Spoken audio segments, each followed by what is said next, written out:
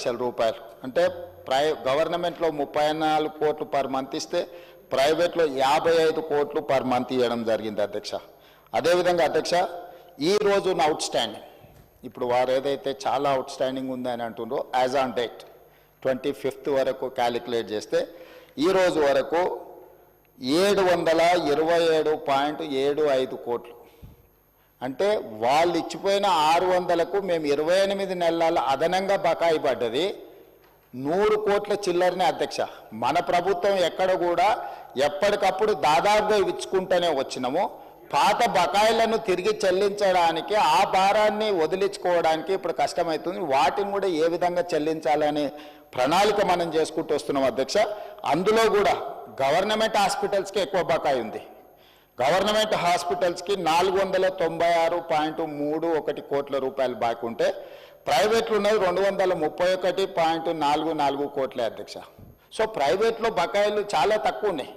Private hospitals Rajiv Aarogyasri నిధులు ఇవ్వకపోవడం వల్ల ట్రీట్మెంట్ అందించడం లేదు, దానివల్ల పేదలకు అన్యాయం జరుగుతుందని ఏదైతే అపోహ కల్పించే ప్రయత్నం చేస్తున్నారో వాస్తవ వివరాలు ఇవి అధ్యక్ష.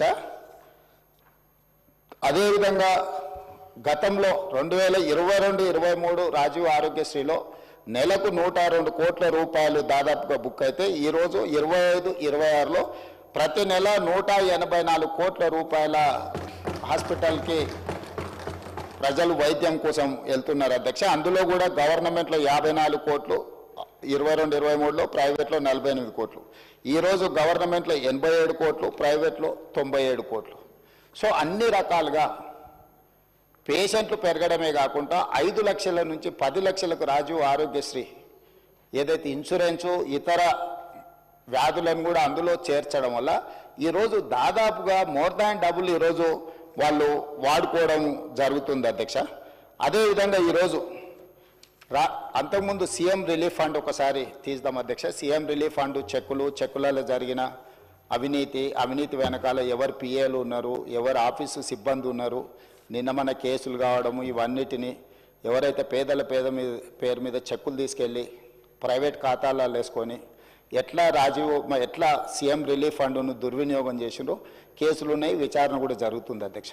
కానీ మన ప్రభుత్వం వచ్చిన తర్వాత సీఎం రిలీఫ్ ఫండ్ కానీ రాజీవ్ ఆరోగ్యశ్రీ కానీ ఎమ్మెల్యేలకు ఆన్లైన్లో వెబ్సైట్ ఇచ్చేసి డైరెక్ట్గా ట్రాన్స్పరెంట్గా ఎవరైనా అప్లై చేసుకునే వెసులుబాటు కల్పించి క్లియర్గా ఇస్తున్నాము.